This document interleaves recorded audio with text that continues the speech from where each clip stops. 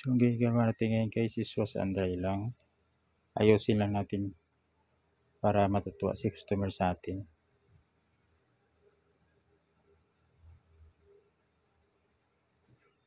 Ayan po.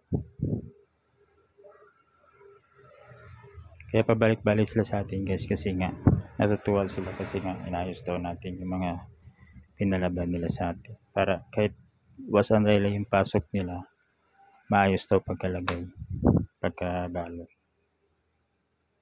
Kaya pabalik-balik sila sa atin. Kaya natutuwa naman tayo sa kanila kasi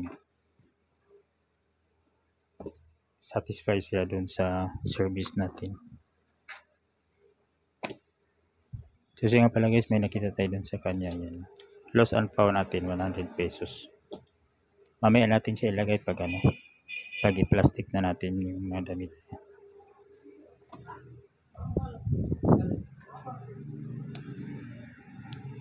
So yan po. Ito po yung mga damit niya.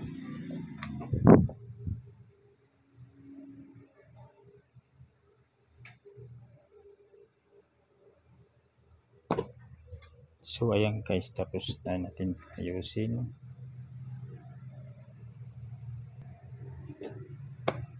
So ayan po, ibalik na po ito natin sa plastic. Para hindi po siya malikabukan guys.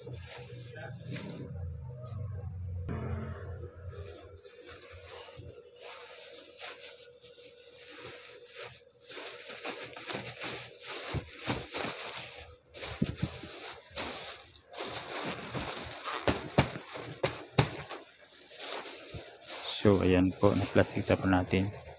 So ito po yung nakita natin guys sa mga damit niya. Yan, 100 pesos po. So malaking bagay na rin to guys sa customer natin is magagamit din nila yun kaya babalik sa kanila.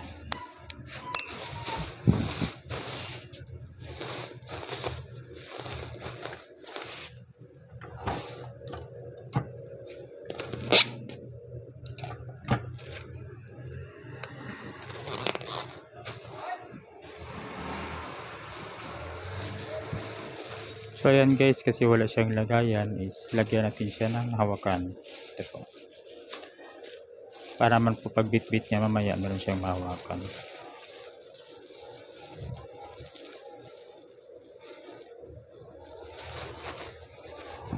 Ayan po guys, yan po yung hawakan natin. Ginawa natin. Yan. At ito po yung nakita natin dun sa pinalaban niya sa atin. Ayan po, 100 pesos po. Yan, so check na matutuwa si customer sa atin ito guys. Isang thank you naman nila sa atin guys. Laking tuwa naman natin. So yun lang guys, maraming salamat.